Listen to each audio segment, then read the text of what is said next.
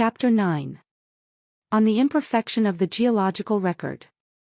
On the absence of intermediate varieties at the present day. On the nature of extinct intermediate varieties, on their number. On the vast lapse of time, as inferred from the rate of deposition and of denudation. On the poorness of our paleontological collections. On the intermittence of geological formations. On the absence of intermediate varieties in any one formation.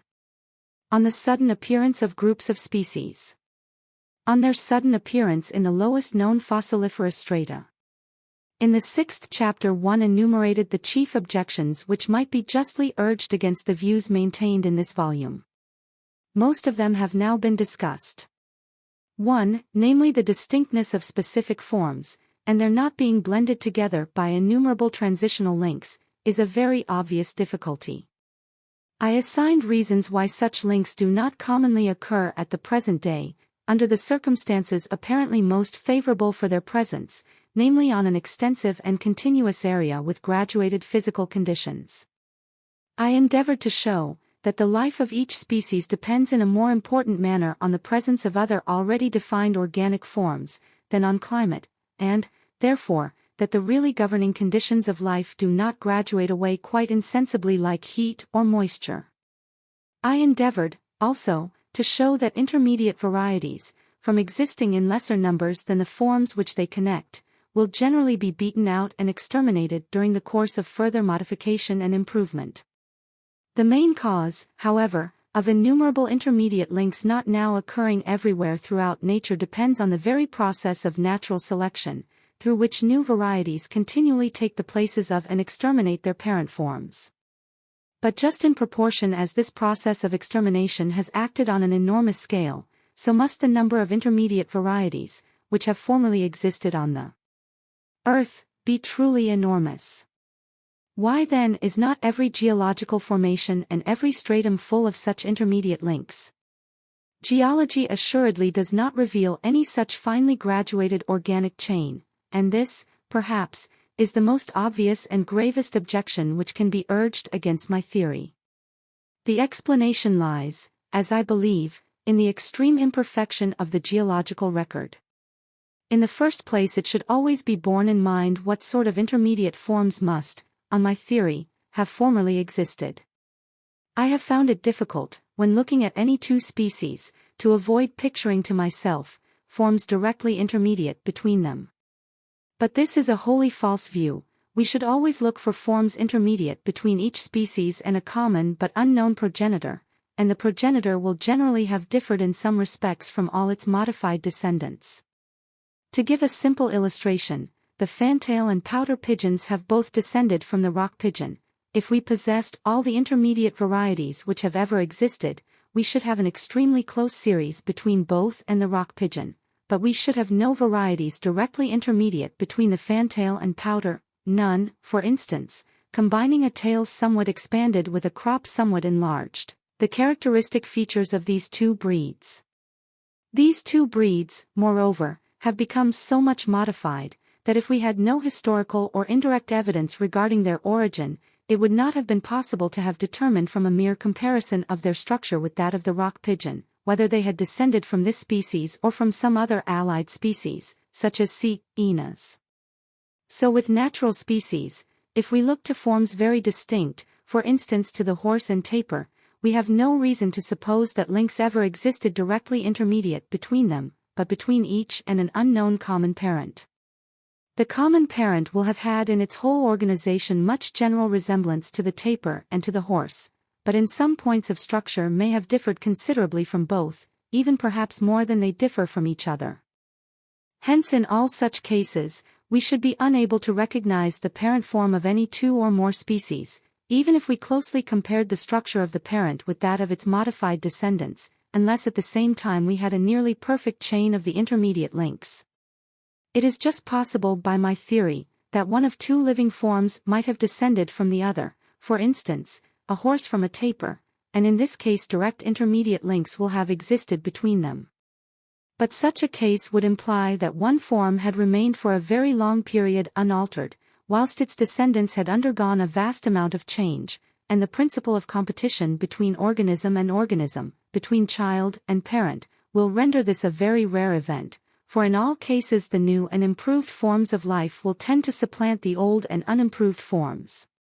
By the theory of natural selection, all living species have been connected with the parent species of each genus, by differences not greater than we see between the varieties of the same species at the present day, and these parent species, now generally extinct, have in their turn been similarly connected with more ancient species, and so on backwards, always converging to the common ancestor of each great class.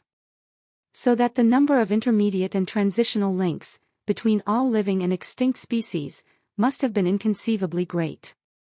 But assuredly, if this theory be true, such have lived upon this earth. On the lapse of time. Independently of our not finding fossil remains of such infinitely numerous connecting links, it may be objected that time will not have sufficed for so great an amount of organic change, all changes having been effected very slowly through natural selection. It is hardly possible for me even to recall to the reader, who may not be a practical geologist, the facts leading the mind feebly to comprehend the lapse of time.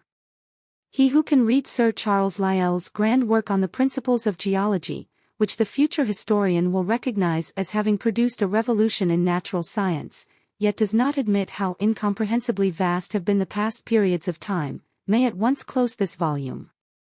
Not that it suffices to study the principles of geology, or to read special treatises by different observers on separate formations, and to mark how each author attempts to give an inadequate idea of the duration of each formation or even each stratum. A man must for years examine for himself great piles of superimposed strata, and watch the sea at work grinding down old rocks and making fresh sediment, before he can hope to comprehend anything of the lapse of time, the monuments of which we see around us. It is good to wander along lines of sea coast, when formed of moderately hard rocks, and mark the process of degradation. The tides in most cases reach the cliffs only for a short time twice a day, and the waves eat into them only when they are charged with sand or pebbles, for there is reason to believe that pure water can effect little or nothing in wearing away rock. At last the base of the cliff is undermined, huge fragments fall down, and these remaining fixed, have to be worn away, atom by atom, until reduced in size they can be rolled about by the waves, and then are more quickly ground into pebbles, sand, or mud. But how often do we see along the bases of retreating cliffs rounded boulders, all thickly clothed by marine productions, showing how little they are abraded and how seldom they are rolled about. Moreover, if we follow for a few miles any line of rocky cliff, which is undergoing degradation, we find that it is only here and there, along a short length or round a promontory, that the cliffs are at the present time suffering. The appearance of the surface and the vegetation show that elsewhere years have elapsed since the waters washed their base. He who most closely studies the action of the sea on our shores, will, I believe, be most deeply impressed with the slowness with which rocky coasts are worn away. The observations on this head by Hugh Miller, and by that excellent observer Mr. Smith of Jordan Hill, are most impressive.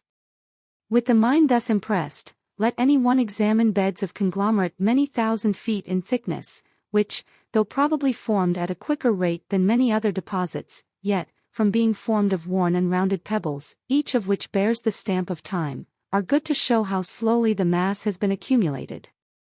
Let him remember Lyell's profound remark, that the thickness and extent of sedimentary formations are the result and measure of the degradation which the earth's crust has elsewhere suffered. And what an amount of degradation is implied by the sedimentary deposits of many countries. Professor Ramsay has given me the maximum thickness, in most cases from actual measurement, in a few cases from estimate, of each formation in different parts of Great Britain, and this is the result: feet Paleozoic strata, not including igneous beds, 57,154. Secondary strata, 13,190. Tertiary strata, 2,240. Making altogether 72,584 feet, that is, very nearly 13 3/4 British miles. Some of these formations, which are represented in England by thin beds, are thousands of feet in thickness on the continent. Moreover, between each successive formation, we have, in the opinion of most geologists, enormously long blank periods. So that the lofty pile of sedimentary rocks in Britain gives but an inadequate idea of the time which has elapsed during their accumulation, yet what time this must have consumed. Good observers have estimated that sediment is deposited by the great Mississippi River at the rate of only 600 feet in 100,000 years. This estimate may be quite erroneous, yet, considering over what wide spaces very fine sediment is transported by the currents of the sea, the process of accumulation in any one area must be extremely slow. But the amount of denudation which the strata have in many places suffered, independently of the rate of accumulation of the degraded matter, probably offers the best evidence of the lapse of time. I remember having been much struck with the evidence of denudation, when viewing volcanic islands, which have been worn by the waves and pared all round into perpendicular cliffs of 1,000 or 2,000 feet in height, for the gentle slope of the lava streams, due to their formerly liquid state, showed at a glance how far the hard, rocky beds had once extended into the open ocean. The same story is still more plainly told by faults, those great cracks along which the strata have been upheaved on one side, or thrown down on the other, to the height or depth of thousands of feet, for since the crust cracked, the surface of the land has been so completely planed down by the action of the sea, that no trace of these vast dislocations is externally visible. The Craven Fault, for instance, extends for upwards of 30 miles, and along this line the vertical displacement of the strata has varied from 600 to 3,000 feet. Professor Ramsay has published an account of a downthrow in Anglesey of 2,300 feet, and he informs me that he fully believes there is one in Merionethshire of 12,000 feet, yet in these cases there is nothing on the surface to show such prodigious movements, the pile of rocks on the one or other side having been smoothly swept away. The consideration of these facts impresses my mind almost in the same manner as does the vain endeavor to grapple with the idea of eternity. I am tempted to give one other case, the well-known one of the denudation of the Weald. Though it must be admitted that the denudation of the Weald has been a mere trifle, in comparison with that which has removed masses of our Paleozoic strata, in parts 10,000 feet in thickness, as shown in Professor Ramsay's masterly memoir on this subject. Yet it is an admirable lesson to stand on the North Downs and to look at the distant South Downs, for, remembering that at no great distance to the west the northern and southern escarpments meet and close, one can safely picture to oneself the great dome of rocks which must have covered up the Weald within so limited a period as since the latter part of the chalk formation. The distance from the northern to the southern downs is about 22 miles, and the thickness of the several formations is on an average about 1,100 feet, as I am informed by Professor Ramsay. But if, as some geologists suppose, a range of older rocks underlies the Weald, on the flanks of which the overlying sedimentary deposits might have accumulated in thinner masses than elsewhere, the above estimate would be erroneous, but this source of doubt probably would not greatly affect the estimate as applied to the western extremity of the district. If, then, we knew the rate at which the sea commonly wears away a line of cliff of any given height, we could measure the time requisite to have denuded the Weald. This, of course, cannot be done, but we may, in order to form some crude notion on the subject, assume that the sea would eat into cliffs 500 feet in height at the rate of 1 inch in a century. This will at first appear much too small an allowance, but it is the same as if we were to assume a cliff 1 yard in height to be eaten back along a whole line of coast at the rate of 1 yard in nearly every 22 years. I doubt whether any rock, even as soft as chalk, would yield at this rate excepting on the most exposed coasts, though no doubt the degradation of a lofty cliff would be more rapid from the breakage of the fallen fragments. On the other hand, I do not believe that any line of coast, 10 or 20 miles in length, ever suffers degradation at the same time along its whole indented length, and we must remember that almost all strata contain harder layers or nodules, which from long resisting attrition form a breakwater at the base. Hence, under ordinary circumstances, I conclude that for a cliff 500 feet in height, a denudation of 1 inch per century for the whole length would be an ample allowance. At this rate, on the above data, the denudation of the Weald must have required 306,662,400 years, or say 300 million years. The action of fresh water on the gently inclined Wealden district, when upraised, could hardly have been great, but it would somewhat reduce the above estimate. On the other hand, during oscillations of level, which we know this area has undergone, the surface may have existed for millions of years as land, and thus have escaped the action of the sea. When deeply submerged for perhaps equally long periods, it would, likewise, have escaped the action of the coast waves. So that in all probability a far longer period than 300 million years has elapsed since the latter part of the secondary period. I have made these few remarks because it is highly important for us to gain some notion, however imperfect, of the lapse of years. During each of these years, over the whole world, the land and the water has been peopled by hosts of living forms. What an infinite number of generations, which the mind cannot grasp, must have succeeded each other in the long roll of years. Now turn to our richest geological museums, and what a paltry display we behold. On the poorness of our paleontological collections. That our paleontological collections are very imperfect, is admitted by every one. The remark of that admirable paleontologist, the late Edward Forbes, should not be forgotten, namely, that numbers of our fossil species are known and named from single and often broken specimens, or from a few specimens collected on some one spot. Only a small portion of the surface of the earth has been geologically explored, and no part with sufficient care, as the important discoveries made every year in Europe prove. No organism wholly soft can be preserved.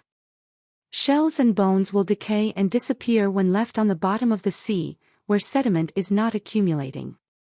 I believe we are continually taking a most erroneous view, when we tacitly admit to ourselves that sediment is being deposited over nearly the whole bed of the sea, at a rate sufficiently quick to embed and preserve fossil remains. Throughout an enormously large proportion of the ocean, the bright blue tint of the water bespeaks its purity. The many cases on record of a formation conformably covered, after an enormous interval of time, by another and later formation, without the underlying bed having suffered in the interval any wear and tear, seem explicable only on the view of the bottom of the sea not rarely lying for ages in an unaltered condition. The remains which do become embedded, if in sand or gravel, will when the beds are upraised generally be dissolved by the percolation of rainwater. I suspect that but few of the very many animals which live on the beach between high and low watermark are preserved.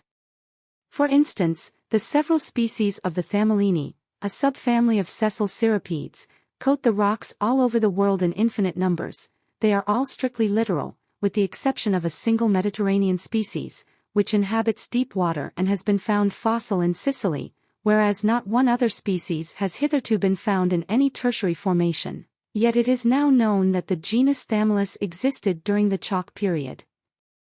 The molluscan genus Chiton offers a partially analogous case. With respect to the terrestrial productions which lived during the secondary and Paleozoic periods, it is superfluous to state that our evidence from fossil remains is fragmentary in an extreme degree. For instance, not a land shell is known belonging to either of these vast periods, with one exception discovered by Sir C. Lyell in the Carboniferous strata of North America. In regard to mammiferous remains, a single glance at the historical table published in the supplement to Lyell's manual will bring home the truth, how accidental and rare is their preservation, far better than pages of detail. Nor is their rarity surprising, when we remember how large a proportion of the bones of tertiary mammals have been discovered either in caves or in lacustrine deposits, and that not a cave or true lacustrine bed is known belonging to the age of our secondary or Paleozoic formations. But the imperfection in the geological record mainly results from another and more important cause than any of the foregoing, namely, from the several formations being separated from each other by wide intervals of time. When we see the formations tabulated in written works, or when we follow them in nature, it is difficult to avoid believing that they are closely consecutive. But we know, for instance, from Sir R. Murchison's great work on Russia, what wide gaps there are in that country between the superimposed formations, so it is in North America, and in many other parts of the world. The most skillful geologist, if his attention had been exclusively confined to these large territories, would never have suspected that during the periods which were blank and barren in his own country, great piles of sediment, charged with new and peculiar forms of life, had elsewhere been accumulated. And if in each separate territory, hardly any idea can be formed of the length of time which has elapsed between the consecutive formations, we may infer that this could nowhere be ascertained. The frequent and great changes in the mineralogical composition of consecutive formations, generally implying great changes in the geography of the surrounding lands, whence the sediment has been derived, accords with the belief of vast intervals of time having elapsed between each formation. But we can, I think, see why the geological formations of each region are almost invariably intermittent, that is, have not followed each other in close sequence. Scarcely any fact struck me more when examining many hundred miles of the South American coasts, which have been upraised several hundred feet within the recent period, than the absence of any recent deposits sufficiently extensive to last for even a short geological period.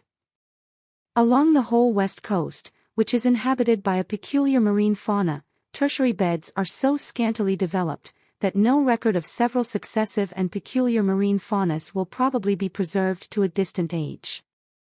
A little reflection will explain why along the rising coast of the western side of South America, no extensive formations with recent or tertiary remains can anywhere be found, though the supply of sediment must for ages have been great, from the enormous degradation of the coast rocks and from muddy streams entering the sea.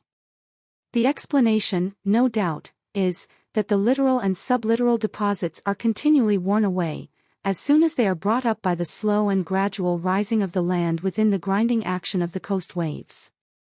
We may, I think, safely conclude that sediment must be accumulated in extremely thick, solid, or extensive masses, in order to withstand the incessant action of the waves, when first upraised and during subsequent oscillations of level.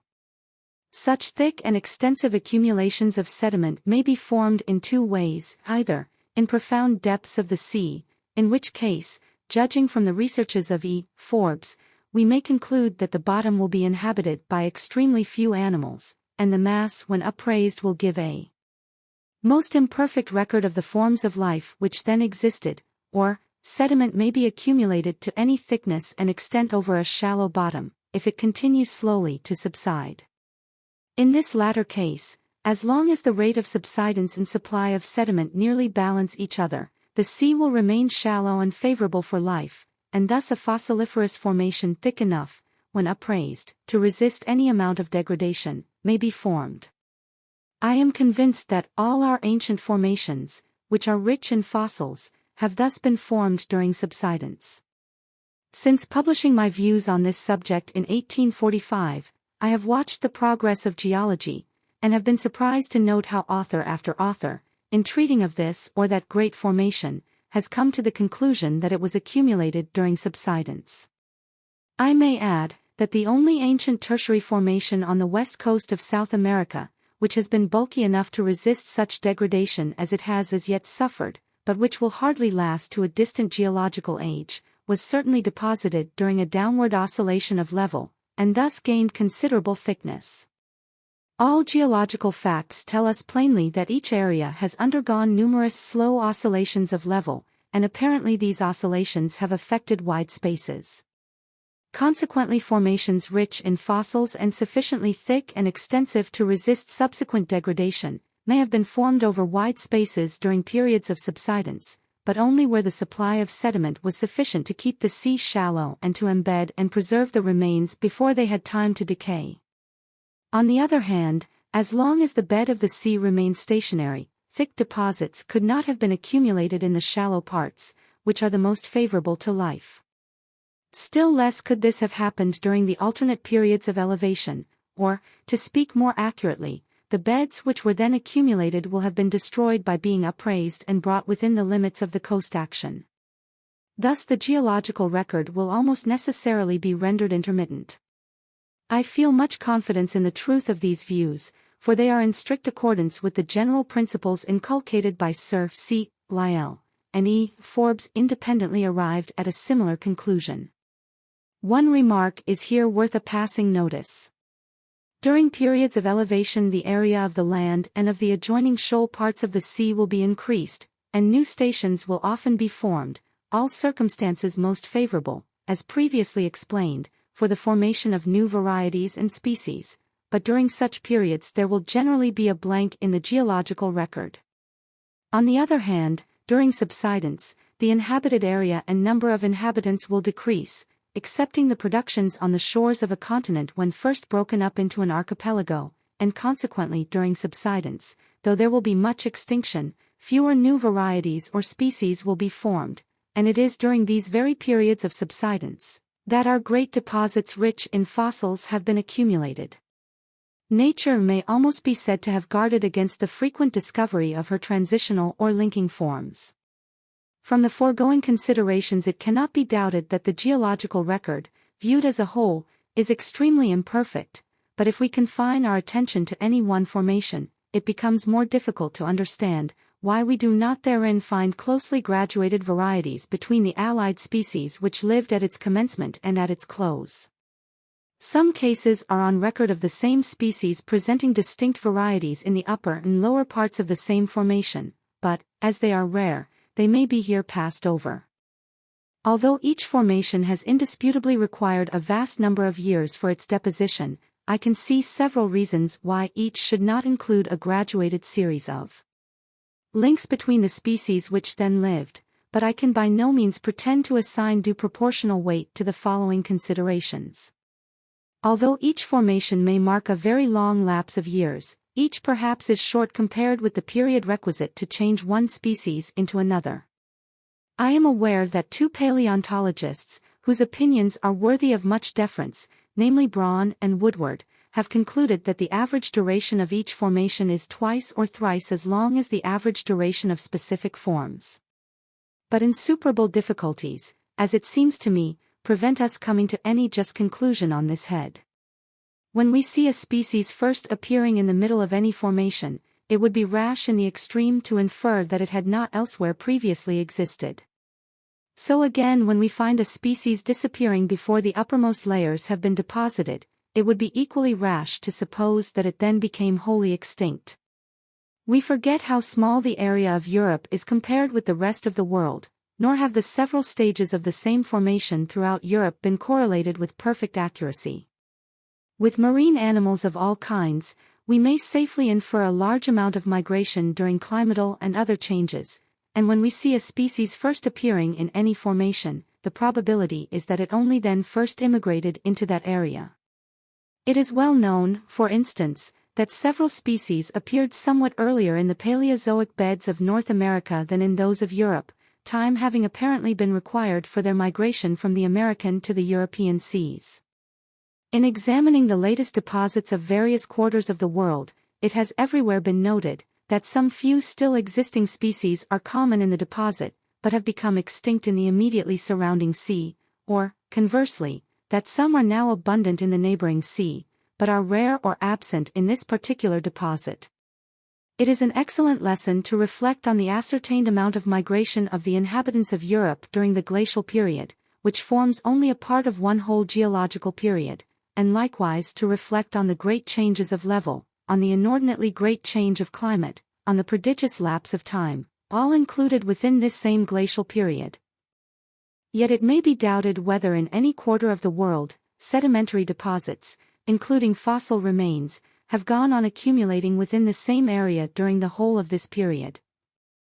It is not, for instance, probable that sediment was deposited during the whole of the glacial period near the mouth of the Mississippi, within that limit of depth at which marine animals can flourish, for we know what vast geographical changes occurred in other parts of America during this space of time. When such beds as were deposited in shallow water near the mouth of the Mississippi during some part of the glacial period shall have been upraised, organic remains will probably first appear and disappear at different levels, owing to the migration of species and to geographical changes. And in the distant future, a geologist examining these beds might be tempted to conclude that the average duration of life of the embedded fossils had been less than that of the glacial period, instead of having been really far greater, that is extending from before the glacial epoch to the present day. In order to get a perfect gradation between two forms in the upper and lower parts of the same formation, the deposit must have gone on accumulating for a very long period, in order to have given sufficient time for the slow process of variation, hence the deposit will generally have to be a very thick one, and the species undergoing modification will have had to live on the same area throughout this whole time. But we have seen that a thick fossiliferous formation can only be accumulated during a period of subsidence, and to keep the depth approximately the same, which is necessary in order to enable the same species to live on the same space. The supply of sediment must nearly have counterbalanced the amount of subsidence. But this same movement of subsidence will often tend to sink the area whence the sediment is derived, and thus diminish the supply whilst the downward movement continues. In fact, this nearly exact balancing between the supply of sediment and the amount of subsidence is probably a rare contingency, for it has been observed by more than one paleontologist that very thick deposits are usually barren of organic remains, except near their upper or lower limits. It would seem that each separate formation, like the whole pile of formations in any country, has generally been intermittent in its accumulation. When we see, as is so often the case, a formation composed of beds of different mineralogical composition, we may reasonably suspect that the process of deposition has been much interrupted, as a change in the currents of the sea and a supply of sediment of a different nature will generally have been due to geographical changes requiring much time. Nor will the closest inspection of a formation give any idea of the time which its deposition has consumed. Many instances could be given of beds only a few feet in thickness, representing formations, elsewhere thousands of feet in thickness, and which must have required an enormous period for their accumulation, yet no one ignorant of this fact would have suspected the vast lapse of time represented by the thinner formation. Many cases could be given of the lower beds of a formation having been upraised, denuded, submerged, and then recovered by the upper beds of the same formation, facts showing what wide, yet easily overlooked, intervals have occurred in its accumulation. In other cases we have the plainest evidence in great fossilized trees, still standing upright as they grew, of many long intervals of time and changes of level during the process of deposition, which would never even have been suspected, had not the trees chanced to have been preserved. Thus, Messrs. Lyell and Dawson found carboniferous beds 1,400 feet thick in Nova Scotia, with ancient root-bearing strata, one above the other, at no less than 68 different levels. Hence, when the same species occur at the bottom, middle, and top of a formation, the probability is that they have not lived on the same spot during the whole period of deposition, but have disappeared and reappeared, perhaps many times, during the same geological period. So that if such species were to undergo a considerable amount of modification during any one geological period, a section would not probably include all the fine intermediate gradations which must on my theory have existed between them, but abrupt, though perhaps very slight, changes of form. It is all important to remember that naturalists have no golden rule by which to distinguish species and varieties. They grant some little variability to each species, but when they meet with a somewhat greater amount of difference between any two forms, they rank both as species, unless they are enabled to connect them together by close intermediate gradations. And this from the reasons just assigned we can seldom hope to effect in any one geological section. Supposing B and C to be two species, and a third, A, to be found in an underlying bed, even if A were strictly intermediate between B and C, it would simply be ranked as a third and distinct species, unless at the same time it could be most closely connected with either one or both forms by intermediate varieties. Nor should it be forgotten, as before explained, that A might be the actual progenitor of B and C, and yet might not at all necessarily be strictly intermediate between them in all points of structure. So that we might obtain the parent species and its several modified descendants from the lower and upper beds of a formation, and unless we obtain numerous transitional gradations, we should not recognize their relationship, and should consequently be compelled to rank them all as distinct species. It is notorious on what excessively slight differences many paleontologists have founded their species, and they do this the more readily if the specimens come from different substages of the same formation. Some experienced conchologists are now sinking many of the very fine species of D'Orbigny and others into the rank of varieties, and on this view we do find the kind of evidence of change which on my theory we ought to find. Moreover, If we look to rather wider intervals, namely, to distinct but consecutive stages of the same great formation, we find that the embedded fossils, though almost universally ranked as specifically different, yet are far more closely allied to each other than are the species found in more widely separated formations, but to this subject I shall have to return in the following chapter. One other consideration is worth notice: with animals and plants that can propagate rapidly and are not highly locomotive, there is reason to suspect, as we have formerly seen, that their varieties are generally at first local, and that such local varieties do not spread widely and supplant their parent forms until they have been modified and perfected in some considerable degree. According to this view, the chance of discovering in a formation in any one country all the early stages of transition between any two forms is small, for the successive changes are supposed to have been local or confined to some one spot.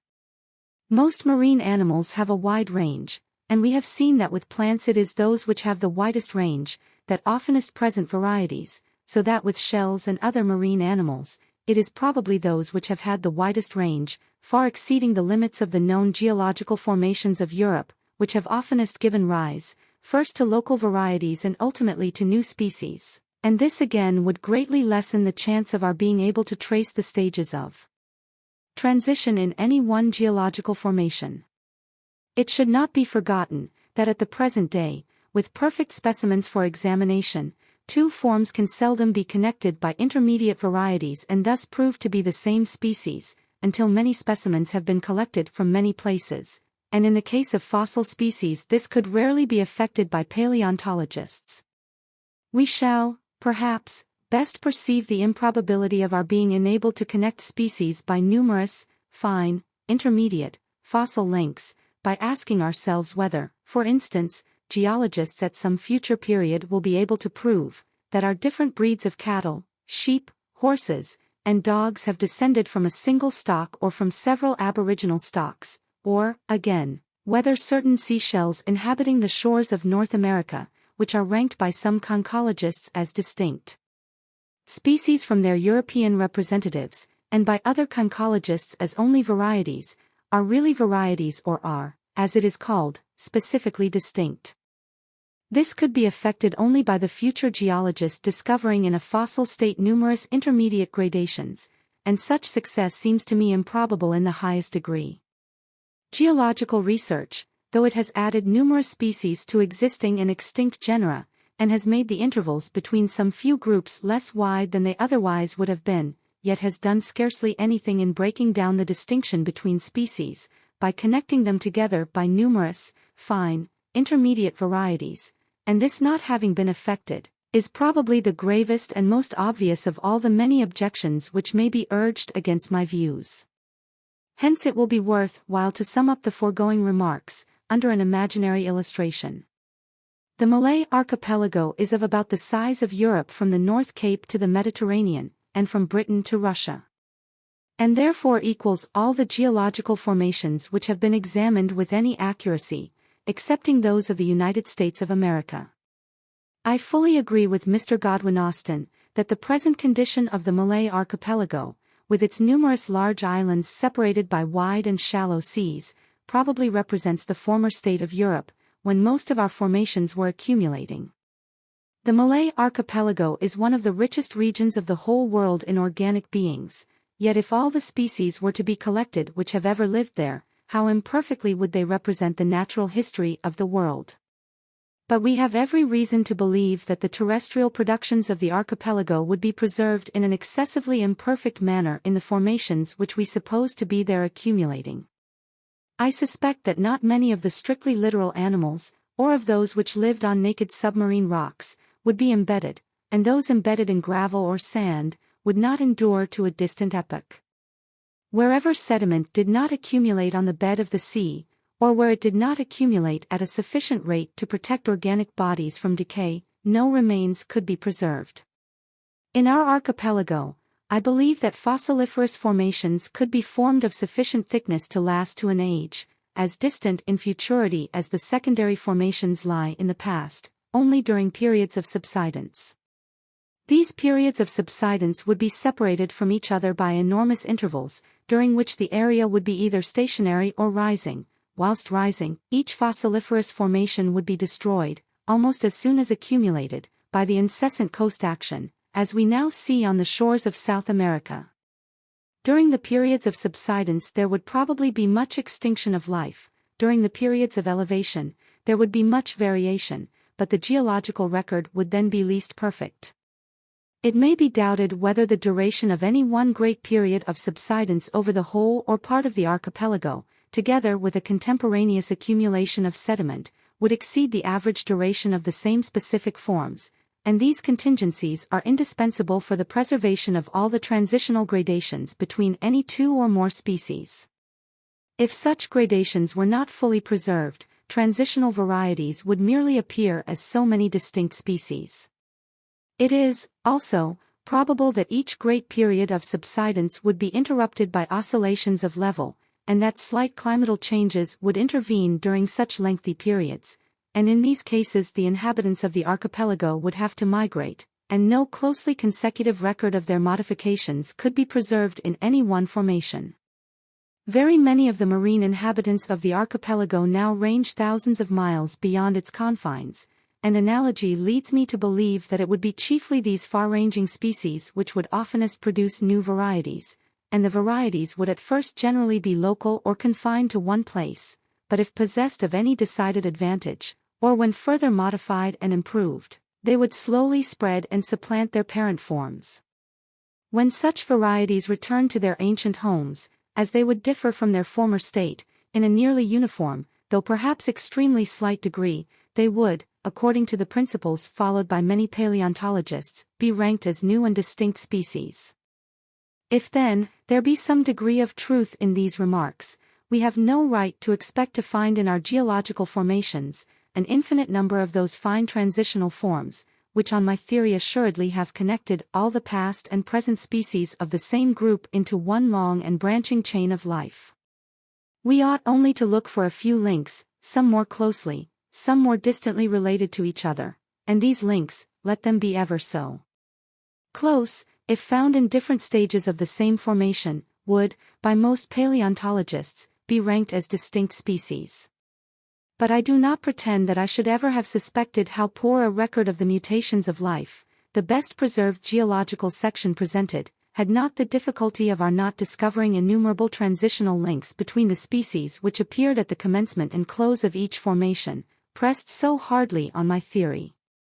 On the sudden appearance of whole groups of allied species. The abrupt manner in which whole groups of species suddenly appear in certain formations, has been urged by several paleontologists, for instance, by Agassiz, Pictet, and by none more forcibly than by Professor Sedgwick, as a fatal objection to the belief in the transmutation of species. If numerous species, belonging to the same genera or families, have really started into life all at once, the fact would be fatal to the theory of descent with slow modification through natural selection. For the development of a group of forms, all of which have descended from some one progenitor, must have been an extremely slow process, and the progenitors must have lived long ages before their modified descendants. But we continually overrate the perfection of the geological record, and falsely infer, because certain genera or families have not been found beneath a certain stage, that they did not exist before that stage. We continually forget how large the world is, compared with the area over which our geological formations have been carefully examined. We forget that groups of species may elsewhere have long existed and have slowly multiplied before they invaded the ancient archipelagos of Europe and of the United States. We do not make due allowance for the enormous intervals of time, which have probably elapsed between our consecutive formations, longer perhaps in some cases than the time required for the accumulation of each formation. These intervals will have given time for the multiplication of species from some one or some few parent forms, and in the succeeding formation such species will appear as if suddenly created. I may here recall a remark formerly made, namely that it might require a long succession of ages to adapt an organism to some new and peculiar line of life, for instance to fly through the air, but that when this had been effected, and a few species had thus acquired a great advantage over other organisms, a comparatively short time would be necessary to produce many divergent forms, which would be able to spread rapidly and widely throughout the world. I will now give a few examples to illustrate these remarks, and to show how liable we are to error in supposing that whole groups of species have suddenly been produced. I may recall the well-known fact that in geological treatises, published not many years ago, the great class of mammals was always spoken of as having abruptly come in at the commencement of the Tertiary series. And now one of the richest known accumulations of fossil mammals belongs to the middle of the Secondary series, and one true mammal has been discovered in the new red sandstone at nearly the commencement of this great series. Cuvier used to urge that no monkey occurred in any Tertiary stratum, but now extinct species have been discovered in India, South America, and in Europe even as far back as the Eocene stage. The most striking case, however, is that of the whale family, as these animals have huge bones, are marine, and range over the world. The fact of not a single bone of a whale having been discovered in any secondary formation seemed fully to justify the belief that this great and distinct order had been suddenly produced in the interval between the latest secondary and earliest tertiary formation. But now we may read in the supplement to Lyell's Manual, published in 1858, clear evidence of the existence of whales in the Upper Greensand, some time before the close of the secondary period. I may give another instance, which from having passed under my own eyes has much struck me. In a memoir on fossil sessile cirripedes, I have stated that, from the number of existing and extinct tertiary species, from the extraordinary abundance of the individuals of many species all over the world, from the Arctic regions to the equator, inhabiting various zones of depths from the upper tidal limits to 50 fathoms, from the perfect manner in which specimens are preserved in the oldest tertiary beds, from the ease with which even a fragment of a valve can be recognized, from all these circumstances, I inferred that had sessile cirripedes existed during the secondary periods, they would certainly have been preserved and discovered, and as not one species had been discovered in beds of this age, I concluded that this great group had been suddenly developed at the commencement of the Tertiary series. This was a sore trouble to me, adding as I thought one more instance of the abrupt appearance of a great group of species. But my work had hardly been published, when a skillful paleontologist, M. Boscott, sent me a drawing of a perfect specimen of an unmistakable sessile cirripede, which he had himself extracted from the chalk of Belgium. And, as if to make the case as striking as possible, this sessile cirripede was a Thamylus, a very common, large, and ubiquitous genus, of which not one specimen has as yet been found even in any tertiary stratum. Hence we now positively know that sessile cirripedes existed during the secondary period, and these cirripedes might have been the progenitors of our many tertiary and existing species. The case most frequently insisted on by paleontologists of the apparently sudden appearance of a whole group of species is that of the teleostean fishes, low down in the chalk period. This group includes the large majority of existing species. Lately, Professor Pictet has carried their existence one substage further back, and some paleontologists believe that certain much older fishes, of which the affinities are as yet imperfectly known, are really teleostean. Assuming, however, that the whole of them did appear, as Agassiz believes, at the commencement of the chalk formation, the fact would certainly be highly remarkable, but I cannot see that it would be an insuperable difficulty on my theory, unless it could likewise be shown that the species of this group appeared suddenly and simultaneously throughout the world at this same period.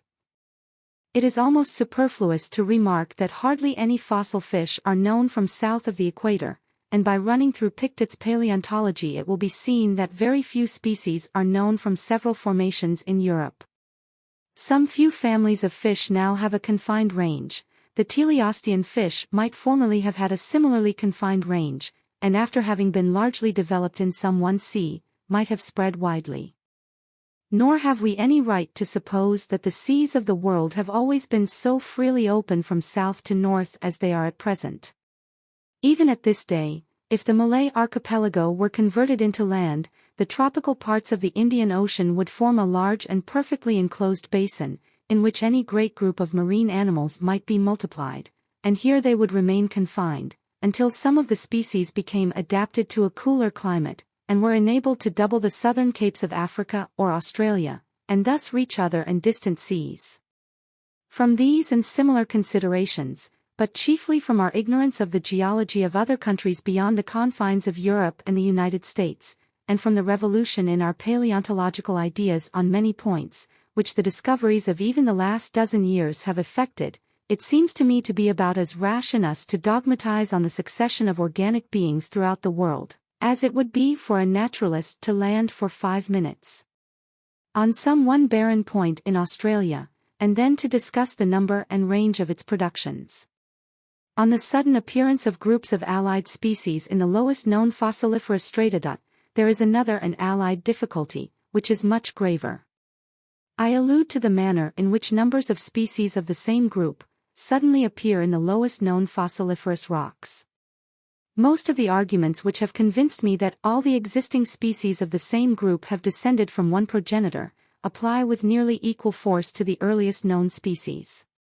For instance, I cannot doubt that all the Silurian trilobites have descended from some one crustacean, which must have lived long before the Silurian age, and which probably differed greatly from any known animal.